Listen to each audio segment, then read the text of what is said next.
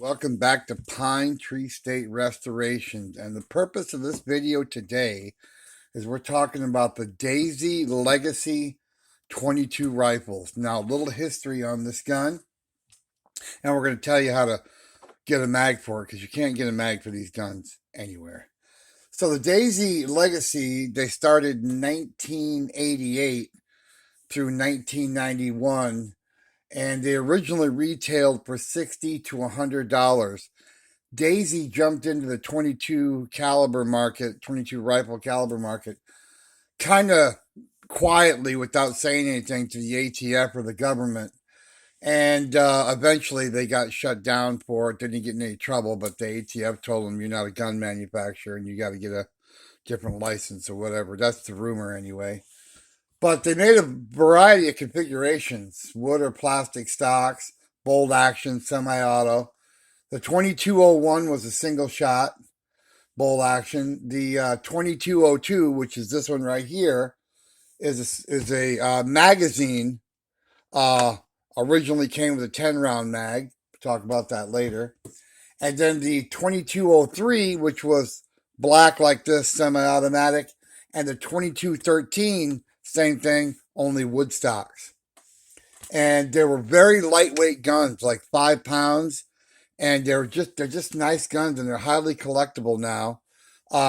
They're getting hard to find, but the Achilles heel of this gun is the magazine. It takes a Ruger type magazine, but the magazine is way smaller. So a Ruger mag won't fit in there, not even close. In fact, if you modify a Ruger 1022 mag to go in there, you got to put JB Weld on it, all kinds of crap, and it's just a fiasco to get it in there. But I've found a way to do this cheap and easy and put a 30-round mag in it. So what the deal is you got to find a Shooter's Ridge magazine. Now, they sold these at Cabela's by the millions. They sold them everywhere. It's called Shooter's Ridge. This is a 30-rounder. And the reason why you got to have this one is the others made by Ruger, made by there's a couple other people that make the mags I can't think right now. They won't work in the gun because by the time you sand this down, I'll show you in a minute, the material inside's too thin and it won't work. Because I've been there and I've done that because I wanted to solve this problem. These magazines for this gun, I seen one the other day for $450, which is ridiculous because the gun ain't worth that much right now anyway. So the magazines are very, very rare. And they're a 10-round mag, they're flush fit, very rare. They go from 250, 350, 4. I've seen as high as 5. And you might get lucky and find one on eBay. Somebody puts it on, doesn't know what it is, for 20, $30. But that's super rare. It doesn't happen every day, so don't count on that. A lot of people lose the magazines, and basically your bolt action multi-shot gun now is a single shot, which sucks because it's hard to get the bullet in, and it's just not made that way, and it makes the gun worth a lot less money because the mag can be worth more than the gun, surprisingly enough. So what you're going to do is you're going to get this Shooter's Ridge magazine. You can buy these for like $10 or less used. And then you're going to belt sand these dimensions right here. I'm going to zoom in on this. I'm going to let you guys hold that there for a while. That way you can pause the video and see the dimensions. And how you do it is you start out by roughing out the outside. Don't pay any attention to the corners or these angles until you get the outside dimension in first. The 1.445 and the 1.244 on the width. Okay, shows you right here. Once you get that done, then you need to do the radiuses. They're 200 thousandths radiuses. Start out small until you get the magazine to fit in the gun. When that's done, it won't go in all the way because inside this gun, for some stupid reason, Daisy tapered it and put a lip in there, so you got to do the same to the mag. Once you get the whip done, don't take anything off this bottom edge, because that clip clips in there perfectly on that bottom edge. You don't want to touch that. Once you get the square done and the radiuses, keep working those radiuses, like I said, until it fits in nice. Keep it tight. Then when you're done, you need to do the angles last. And you'll see that it's a 110-degree angle in the front and back. And on the sides, right here, 130 degrees. All right. So now that you've got the magazine to fit in the gun, the radius it goes in, it won't go up all the way.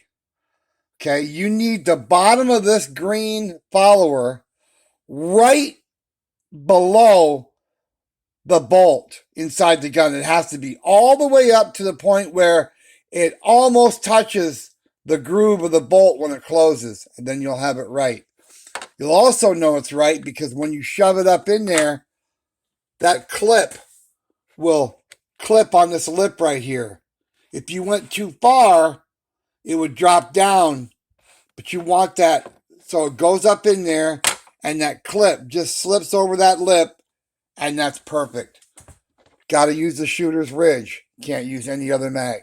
So you can buy this for $10, eBay, used. Took me about an hour on a belt sander. Like I said, I roughed it out first. Got the square right. Measured it with calipers. Got it right. Then I did the radiuses till I got it to fit in. Once that fit in, I started doing these angles. And then you'll see the angles right here. And you'll see how deep the angles are. The angles are 407 thousandths deep. All right. That's not measuring this way. That's measuring out here and straight down. So you're going to have a 405, 407 thousandths down to here. Okay. On each side. Same way on the 110-degree angle. Right there. Right there. Okay. Take your time and work it slow. And in about an hour, you'll have a 30-round magazine in a gun that never had one. They never made a 30-round magazine for this gun. Never. It was only a 10-round and that's it. And no one, as far as I can tell, I scoured the web, no one has ever done this to this gun without modifying the gun. Never touched the gun, only the mag. There was one guy that did a 10-22 mag. Excuse me. By the time he was done with it, it was butchered to hell and JB welded. It looked terrible. You use this, it looks factory. It looks like just like you bought it, stuck it in the gun. So that's how you do it. No one's ever done it. And I said, there's got to be a way. There's got to be a way. Luckily, good friend of mine, best friend of mine owns a gun shop, Wildwood Guns in China, Maine. He has a lot of magazines, and I went through them. I looked at them, measured them, Ruger's, Shooter's Ridge. There's several other people that make them. And I went through until I figured out this one would probably work, and it did. And he gave me this one. So I put it in there, and I spent about an hour sanding it. And then when I got it close, real close, I took some diamond paper and some water, and I polished it, got it all smooth again. You could put one thin coat of very thin clear coat on it if you want. It'd make it look just like that, but you don't need to. You can't see it's in the gun. You could polish it too if you wanted to. But that's how you put a 30-round magazine in a Daisy Legacy rifle that you can't find a magazine for. Just try. They're not out there. And this is the only one that I've ever known. I'm the only one that's ever fitted a 30-round magazine to this gun. And it makes the gun cool now. I put a scope on it. I got the gun. It was missing the stocks. Luckily, I found those. They weren't cheap. But I had the barrel action, didn't have the stocks, and I put the stocks on it, did the magazine and the scope. A lot of the stuff I got, the scope and the magazine, I got from trading. I traded on the scope and I got the magazine for free. So if you can, hey, check out Wildwood's Gun Shop in China, Maine. He's online. He has everything, especially rare collectible stuff, old stuff. He's not so into the modern guns. He's into the exotic, rare, cute, very cool guns that you can't find anywhere else. But thanks for watching Pine Tree State Restorations. The Wolf Guard will probably be up next. It'll be done. And we got a lot of other videos coming up, some motorcycle videos, some other stuff. So if you can, hit like and subscribe. Have a great day, and we'll see you soon.